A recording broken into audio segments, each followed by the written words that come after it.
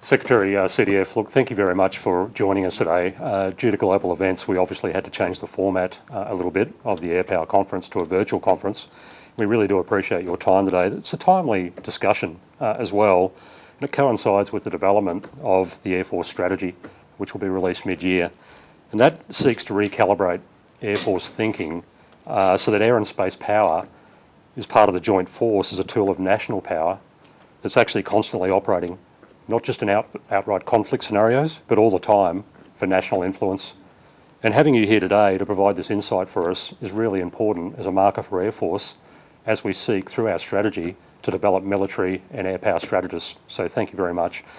I'd just like to start, I guess, to explore 2020 has been a challenging year so far. Without going into the specific scenarios we have faced and are facing, at a more broader level, I'd really be interested in your opinion just on the machinery of government at its broadest level and how defence interfaces with that, coalesces policy and military advice to form a coherent response for government.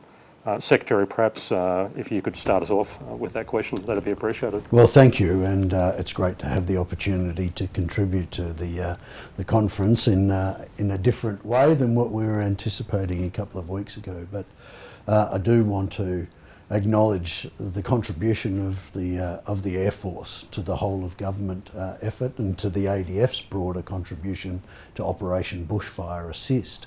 And I think that example is a very good one of the way in which defence is going to continue to contribute even in a more integrated way to whole of government efforts in the future.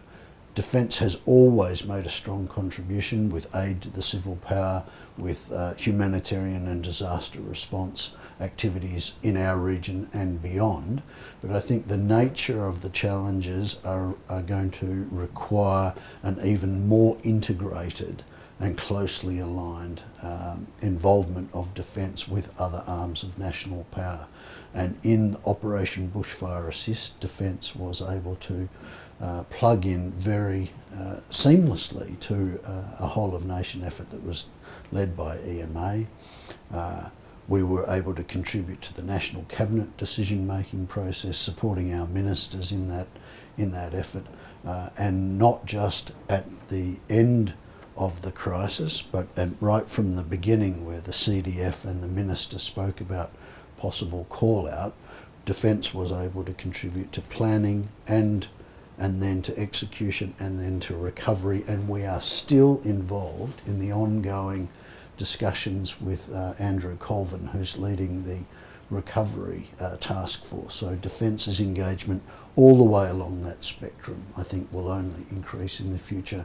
And again, Royal Australian Air Force made a magnificent contribution to that effort under the leadership of the CDF and the whole of Defence effort.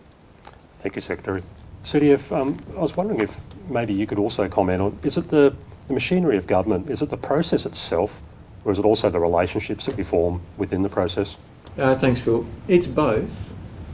People matter, and you can't deny the value of relationships and of working together, having experience that you share in previous work, coming together as a norm of senior level engagement, building trust, confidence and a sense of understanding of broadly each other's capacities and how we can knit together.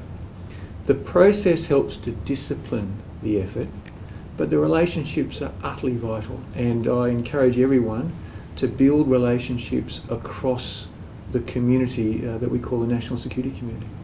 Thank you, sir. Just on that relationship theme a little bit more broadly as well, the Air Force strategy values the proposition of international engagement and relationships in the Indo-Pacific, which after all is 52% of the Earth's surface, a very large and diverse region. How do you see Defence's contribution to the broader government objectives through our international engagement policies, and how would Air Force contribute to that as well? Well, Phil, thank you. I think that Air Force and broader defence, we have a a key role, I think, in terms of shaping the environment. So it's not just generating and delivering a military capability effect, but in terms of the way in which our engagement, our presence in the region, our defence cooperation activities, the joint exercises that we do, the conferences, the people-to-people links that we build, they contribute to an Australian whole-of-government effort to shape the region in ways that support our interests and our values. So Air Force has an important role to play in terms of the Air Force engagement piece as part of our international engagement plan, but also supporting other government initiatives. I know Air Force has been involved in supporting the Pacific Islands Forum, for example, a great way in which the capabilities of our platforms and our people can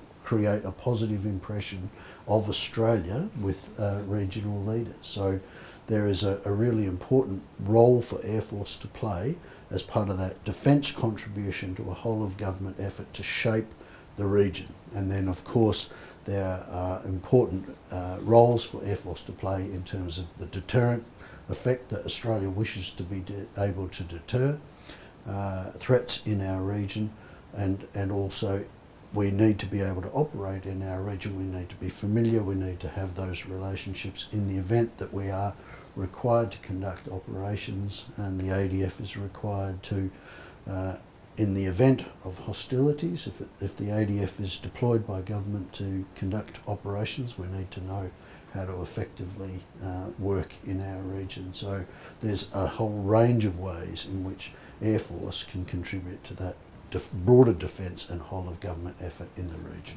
No, thank you, Secretary. And CDF, just air power seems to have a unique role to play in our near neighbourhood, particularly the Pacific. With our neighbours, they don't necessarily have large air forces. They don't have necessarily the funds to invest in large air forces.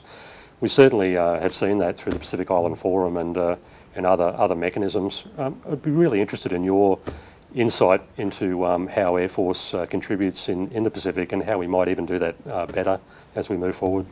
Sure. If I look at our Defence White Paper and I try to summarise that in 2 words as I've spoken to our senior leadership group, to me it's engage and prepare. It spans soft to hard power. And the Air Force does exactly that. And the Air Force does that very professionally every day.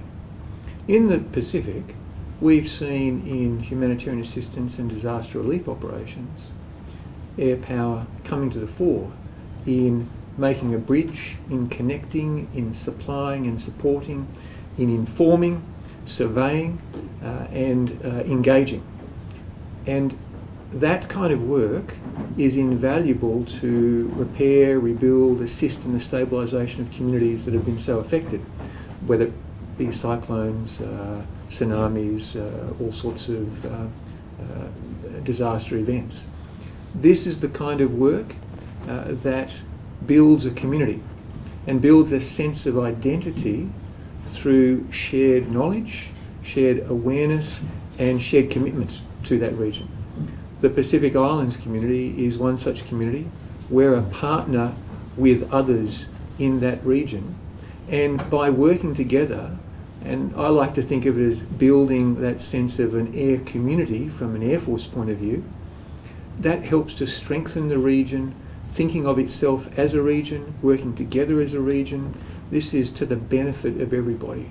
And Air Force has, as a critical connector, a really fundamental role to play in that story. No, thank you, sir. That's a great insight. Thank you very much. And I went to the 10th anniversary of the National Security College recently. Great event. Professor Genevieve Bell was there, and I thought she gave a really apt insight. She said that 2035 is not opaque. It's just that elements of it are already starting to disclose themselves. The trick is to actually identify which elements are markers for the future and which may not be. I'd be really interested, maybe with you first, Secretary, your insights into the Indo-Pacific and what you see as potential markers that might determine the region's future. Well, I think there will be a couple of, I think our ministers and the Prime Minister have said that in some ways the region is anxious, and I do see rising levels of strategic anxiety around great power competition, around military modernisation in our region, around some of the still simmering and unresolved internal challenges that countries of the Indo-Pacific face. So I think that the next couple of decades will be more challenging strategic circumstances for Australia, and defence obviously needs to be thoughtful about what that means for the Australian Defence Force, for its capabilities, for its readiness, for the type of strategic posture that we adopt. But I also see great opportunities for Australia to build and consolidate relationships with a number of key countries in the region. The CDF's talked about the South Pacific Islands Forum, and that is a really important area for Australia. We wish to remain the strategic partner of choice for the countries of the South Pacific region. In Southeast Asia, the ASEAN region is a really important area for continue to develop our defence relationships, our defence engagement, our defence diplomacy. So Southeast Asia, the South Pacific, but also relationships like India, Japan, where our defence cooperation has really deepened. The ADF's cooperation with those countries has very significantly increased just in the last couple of years. So there are anxieties. Of course, great power competition between the United States and China is a very significant contributor to those anxieties, and we do need to work with both China and with our ally, the United States, to contribute to regional security. But there are also many areas where the ADF relationships, Air Force relationships, and broader defence relationships can build and thicken up regional networks to help continue to promote a secure and prosperous region for us. Thank you, Secretary. And with risks always come opportunities. So I guess that's why we need air power strategists and military strategists to identify where those opportunities sit, sir. So just one final question. And I guess the Air Force strategy seeks to generate a level of coherence, I guess singularity with the strategic centre in defence. So it's Air Force's response to various strategic artefacts, military strategies, etc. How does that achieved, I guess, when a whole of government responses are required in the Indo-Pacific? How do we achieve that strategic coherence, that singularity across government? There's a lot of work involved. Whole of government, coordinated government, fusion as the UK would describe it. It's not easy, and often it's not natural. Not natural in that people are usually comfortable inside their organisations. They need to learn to be comfortable across organisations and to build that sense of community of value by connecting a group of organisations together. That's domestically for Australia at the federal level, the Commonwealth level, but also increasingly at the Commonwealth and the state and territory level. It's also connecting from the Commonwealth level out to partners in the region. Some of them long-standing historic allies of great trust, confidence and interoperability. Others partners of the moment for a particular issue and circumstance. But unless we're open to doing that, you never get the true power and effect that you need to aspire to generate to solve complex cross-domain problems that may be long-standing and may be wicked problems in our region.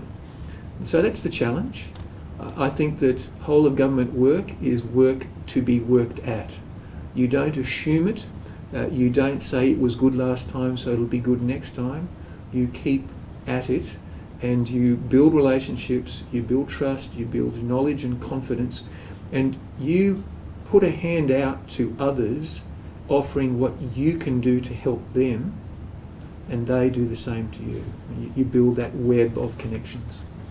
Sir, thank you very much. And CDF Secretary, we really do value your time, and it's been a unique format, having a virtual forum for the Air Power Conference, but we will bring all this together and we will get this out to all our members, which will be very insightful for them as we seek to develop air power and military strategists, because this is about how Air Force actually contributes to the joint force, which is what we're here to do. This is what we exist for, to contribute to the joint force, but to achieve national influence and effects for government at the end of the day. So your insights have been invaluable, and we do appreciate it. So thank you very much. Thanks for the opportunity to contribute. Real pleasure. Thanks, Ed.